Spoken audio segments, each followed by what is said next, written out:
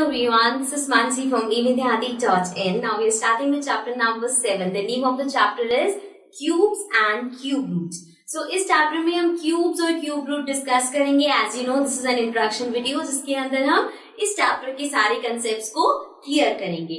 So let's begin. Now the name of the chapter as says cubes and cube roots. So if we talk about cube, तो आपने cube word कहाँ सुना है? Cube हमने सुना है जब हम ज्योमेट्री में करते थे. It is a solid figure, 3D figure जिसमें all the sides are equal, right. यहाँ पे हमने क्यूब्स के बारे में पढ़ा है, लेकिन ये थी ज्योमेट्री की बात. अभी हम जो बात करें क्यूब्स की, दैट मीन्स इसको रिलेट करो जो अभी हमने स्क्वायर्स चैप्टर किया. स्क्वायर्स में क्या होता था?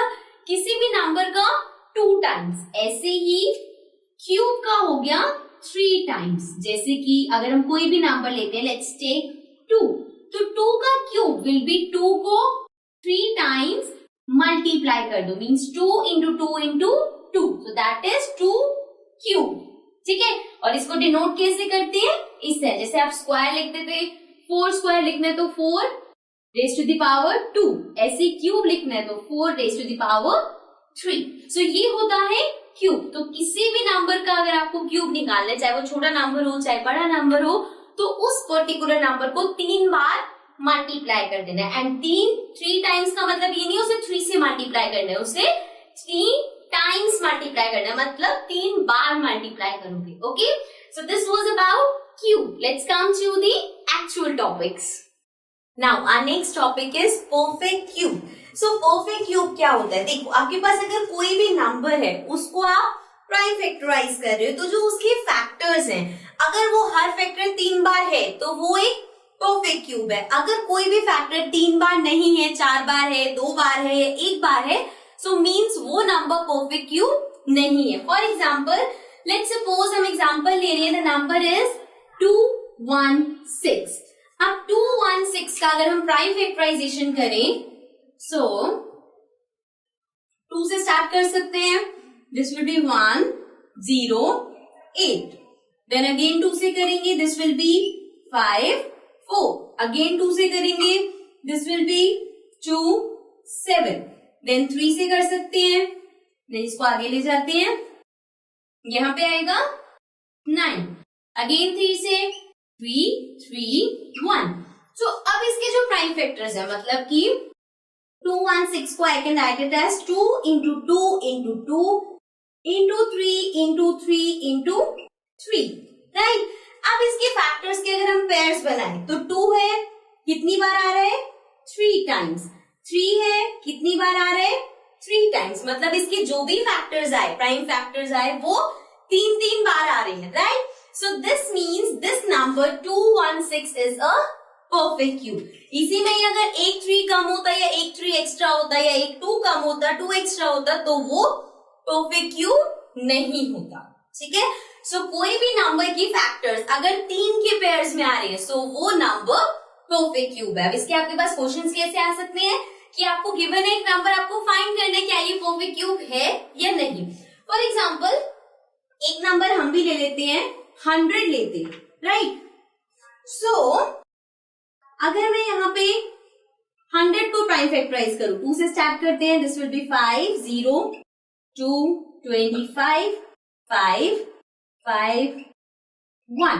अब इसके फैक्टर्स क्या है? 2 इंटू 2 इंटू 5 इंटू 5. सो ये 2 2 बार आ रहे, 5 2 बार आ रहे, दोनों में से कोई भी 3 बार नहीं आ रहा. और अगर एक आप भी ज्यादा 3 बार, अगर एक नंबर पे 3 बार नहीं आ रहा, तो मतलब कि ये नंबर परफेक्ट क्यूब नहीं है. So means 100 is not a perfect cube. Perfect cube का मतलब समझ आ गया. Now let's come to the next topic. Now our next topic is again related to perfect cubes, but इसमें क्वेश्चन कैसे आ सकता है कि आपको एक नंबर गिवन है, आपको बताना है कि इस नंबर को अगर मुझे परफेक्ट क्यूब बनाना है, तो मैं इस नंबर को किस छोटे से नंबर से मल्टीप्लाई करूं कि ये परफेक्ट क्यूब बन जाए. अब इसमें अगेन आपको मैं एग्जांपल की हेल्प से समझाती हूँ. Let's suppose we have a number 392. अब ये जो 392 है, ये गिवन है कि ये परफेक्ट क्यूब नहीं है. आपको बताना है कोई नंबर जिससे हम इस नंबर को मल्टीप्लाई कर दें कि वो परफेक्ट क्यूब बन जाए। सो इसके लिए हम सबसे पहले इस नंबर को प्राइम फैक्टराइज करेंगे। सो 392, सिंस लास्ट में 2 है तो 2 से स्टार्ट करेंगे। 1, 19 की जगह आ जाएगा 9 का 18, देन 12 की जगह 6, फिर से 2 से करते हैं। This will B 9, 8, again with 2, this will B 4 and 9। Now 49 7 के टेबल में आता है, सो 7 से करेंगे तो हमारे पास बचेगा 7, 7 और यहाँ पे खत्म। तो इसके फैक्टर्स क्या है? 2 into 2 into 2 into 7 into 7, right. So देखो, अगर ये नंबर परफेक्ट क्यूब होता तो इसके फैक्टर्स, सब फैक्टर्स 3 बार आते। 2 कितनी बार आ रहे हैं? 1 2 3 टाइम्स, मतलब ये तो परफेक्ट पेयर्स बन रहे हैं ना। इसके 2 तो 3 बार आ रहे हैं, 3 ही बार चाहिए होता है, बट 7 2 बार आ रहे हैं। अगर यहाँ पे 7 भी 3 बार होता तो क्या ये परफेक्ट क्यूब होता? Yes of course. So this means कि अगर मैं इस नंबर को 7 से मल्टीप्लाई कर दूं तो ये नंबर परफेक्ट क्यूब बन जाएगा, बिकॉज एक 7 ही तो मिसिंग है। अगर हम 7 से मल्टीप्लाई कर देंगे तो परफेक्ट क्यूब बन जाएगा, ठीक है। सो दिस मीन्स अगर कभी भी ऐसा क्वेश्चन आए, फाइंड द स्मॉलेस्ट नंबर, जिससे कि हमें किसी नंबर को मल्टीप्लाई करना पड़े so that it becomes a perfect cube, तो हम उसे प्राइम फैक्टराइज करेंगे। देन देखेंगे कौन सा फैक्टर है, या कौन, ऐसा भी हो सकता है कि 2 फैक्टर्स हो, तो कौन कौन से फैक्टर्स है जिसका 3 का ट्रिपलेट नहीं बन रहा, ठीक है। सो इसी टाइप का एक और क्वेश्चन आता है, so let's come to that. So now our next topic is again same, इसी तरह जो हमने लास्ट टॉपिक किया। अब अगर आपके पास आता है कि आपको एक नंबर गिवन है एंड आपको पता है वो परफेक्ट क्यूब नहीं है, सो आपको अब बताना है कि किस नंबर से हम उसे डिवाइड कर दें कि वो परफेक्ट क्यूब बन जाए। सो इसके लिए लेट्स टेक द एग्जांपल 81। सो 81 आपके पास नंबर है। अगेन हमें पता है ये परफेक्ट क्यूब नहीं है, बट अब आपको फाइंड करना है कि हम किस नंबर से इसको डिवाइड करें कि परफेक्ट क्यूब बन जाए। सो अगेन इसको प्राइम फैक्टराइज करेंगे। सो we'll start with 3. This will be 3 into 2, 6, बचा 21. So 3 into 7, 21. Again 3 से करेंगे, it will be 9. Again 3 से करेंगे, 3, 3, 1. So अब इसके फैक्टर्स जो हमारे पास आएंगे, that is 3 into 3 into 3 into 3. Right? So here अगर हम इसके पेयर्स बनाए तो देखो यहाँ पे 3 का एक ट्रिपलेट बन रहा है, राइट। 3 4 बार आ रहे, तो 3 बार का तो एक पेयर बन गया, कितना एक्स्ट्रा आ रहा है?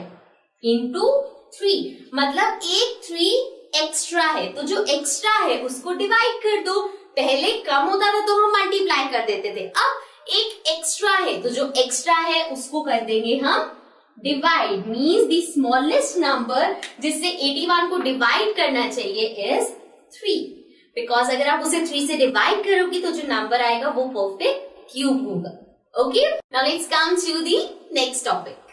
Now our next topic is cube root. अब क्यूब रूट क्या होता है? क्यूब्स हमने पढ़ लिया, परफेक्ट क्यूब भी देख लिया। क्यूब रूट क्या होता है? सबसे पहले क्यूब रूट का साइन होता है, ये साइन किसका है?